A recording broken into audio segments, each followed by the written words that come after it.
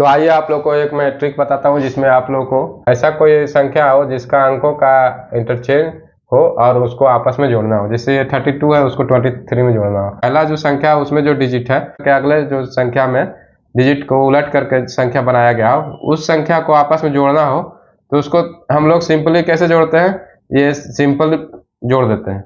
लेकिन अगर आप एक ट्रिक में बता रहा हूँ जोड़ने के लिए, उससे जोड़ेंगे तो बहुत ही फास्ट होता है। उसमें तो कैसे होता है वो सीखिए।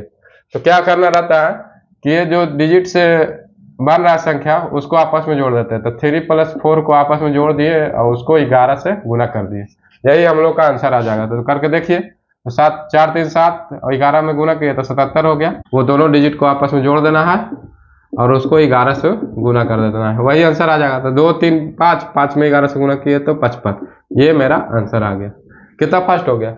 अब दूसरा करके देखिए कैसे किए थे। तो ये दोनों डिजिट सेम है, खाली आंसर अंकों का स्थान पलट गया है।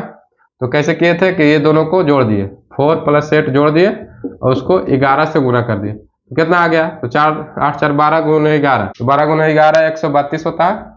आप जोड़ के देख लीजिए, यही आंसर आएगा। अब आप लोग कहेंगे कि 11 से गुना करने में भी तो टाइम लगेगा। 11 से गुना करने के लिए भी मैं एक बता देता हूँ ट्रिक, उसको से भी आप ट्रिक से गुना कर देंगे तो बहुत ही फास्ट हो जाता है। तो इसको पहले सीख लेते हैं। तो इतना लिखने का जरूरत नहीं, ये सब सिर्फ माइंड में आपको कैलकुलेशन करना। जैसे इसको हो गया तो 9 2 11, 11 गुना 11 121 हो गया, तो यही मेरा आंसर हो गया। जैसे ये हो गया तो 7 3 10, 10 गुना 11 कितना हो गया 110, ये आंसर हो गया। 6 2 8, 8 गुना 11 88 हो गया आंसर। कुछ किए, कितना फास्ट हो गया। तो ये है बनाने का तरीका। और अगर आप लोग को लग रहा हो कि 11 से गुना करने में भी तो समय लगता है, तो 11 से गुना करने में कोई समय नहीं लगता है, कितना फास्ट होता है वो ही मैं बता देता हूँ। तो आप लोग को लग रहा होगा कि 11 से गुना करने में भी तो समय लगेगा। जैसे ये एक संख्या हो गया, मान लिया जाए कि 8 4 12 हो गया, यहाँ पे इसको मैं हल कर रहा हूँ। 12 गुना 11 करना पड़ रहा है, तो 11 से गुना करने में भी टाइम लग जा रहा है। मान लिया जाए आपको लग रहा हो कि 11 से गुना करने में भी समय लग रहा हो, तो 11 से गुना करने के लिए भी एक ट्रिक है, वो भी सीख लीजिए। उसमें कुछ नहीं करना रहता है। क्या करना रहता है कि लास्ट डिजिट को ऐसे ही लिख देते हैं और दोनों डिजिट को आपस में जोड़ देते हैं और फिर लास्ट डिजिट लिख देते हैं, ये आंसर आ जाता है। जैसे और भी एग्जांपल से समझ लीजिए।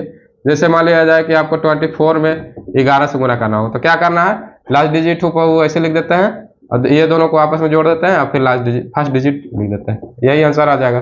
जैसे और एग्जाम्पल मैं समझा देता हूँ कि 84 को 11 से गुना करना हो, तो क्या करना होता है कि 4 फर्स्ट डिजिट लिख देते हैं, लास्ट डिजिट, उसके बाद ये दोनों को जोड़ देते हैं। 8 4 12 के 2, इसमें 12 लिख दिए तो एक हाथ में रह गया ना, और 8 एक हाथ वाला 9, ये आंसर आ गया।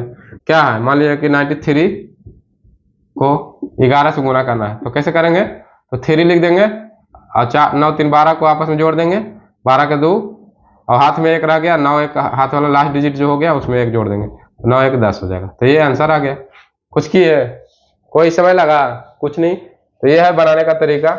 ऐसे बहुत सारे ट्रिक मैं बताता रहूँगा आप लोग को, तो मेरे साथ जुड़े रहिए, बस मेरे पर विश्वास रखिए। और अभी हम लोग वैदिक गणित सीख रहे हैं। वैदिक गणित का फुल कोर्स मेरे चैनल पे डाला हुआ है। मेरा चैनल का नाम है सक्सेस मंत्रा, वो चैनल को ज़रूर सब्सक्राइब कर लें ताकि आने वाले और भी वीडियो ऐसे बहुत सारी जानकारी आप लोगों को फास्ट कैलकुलेशन का मैं डालता रहूँगा। और वैदिक गणित का फुल कोर्स चल रहा है, उसको जरूर देखें। उससे आपको अगर वो पूरा देख लेंगे तो ये सब पढ़ने का जरूरत नहीं पड़ेगा, वो सब वैदिक गणित में डाला हुआ है। मीन्स वैदिक गणित का कोर्स ही है, उसमें ये 11 का गुना मीन्स जोड़ का भी जो तरीका मैं बताया उसमें वो भी है। और भी बहुत सारे ऐसे ट्रिक है जो आज तक जितने भी टीचर लोग फास्ट कैलकुलेशन का ट्रिक जो भी आप लोग सीखे होंगे सभी वैदिक गणित से निकाला हुआ है। वो कहीं ना कहीं 90% या 95% जो भी ट्रिक है वो वैदिक गणित से ही लिया गया है। तो आप लोग को अलग से ट्रिक जो सीखने का जो आप लोग को मन कर रहा हो, तो क्यों नहीं आप लोग एक बार वैदिक गणित ही पूरा कोर्स कर लीजिए। उससे आप लोग को अलग से कोई ट्रिक सीखने का जरूरत नहीं पड़ेगा फास्ट कैलकुलेशन का। और आपको लोग को लग रहा हो कि वैदिक गणित सीखने में आप लोग को ज़्यादा समय लग गया, तो कुछ नहीं, मैं वैदिक गणित का निचोड़ जो है फास्ट कैलकुलेशन का वो सिर्फ लेकर के आ गया हूँ। मेरे यूट्यूब चैनल सक्सेस मंत्रा पे डाला हुआ है, उसको आप लोग लगभग 15 घंटा उस कोर्स में है, 15 वीडियो लगभग होगा, उसको आप लोग एक बार देख लीजिए। इससे अलग से कहीं फास्ट कैलकुलेशन सीखने का जरूरत नहीं पड़ेगा। और आप लोग को ऐसा लग रहा हो कि 15 घंटा बहुत ज़्यादा समय है, तो वो मैं बता देता हूँ कि अगर आप लोग क्रिकेट मैच एक देखते हैं तो उसमें आपको कम से कम 6 घंटा से 7 घंटा लग जाता है। अगर आप लोग एक मूवी देखते हैं तो उसमें कम से कम 3 घंटा लग जाता है। तो ऐसे ही मान के चलिए आप 5 मूवी देख लेते हैं तो आपको 5-15 घंटा लग जाता है। वही 15 घंटा अगर वैदिक गणित पे दे देते हैं तो आपको लाइफ में आपको कहीं ना कहीं फायदा पहुंचा देगा।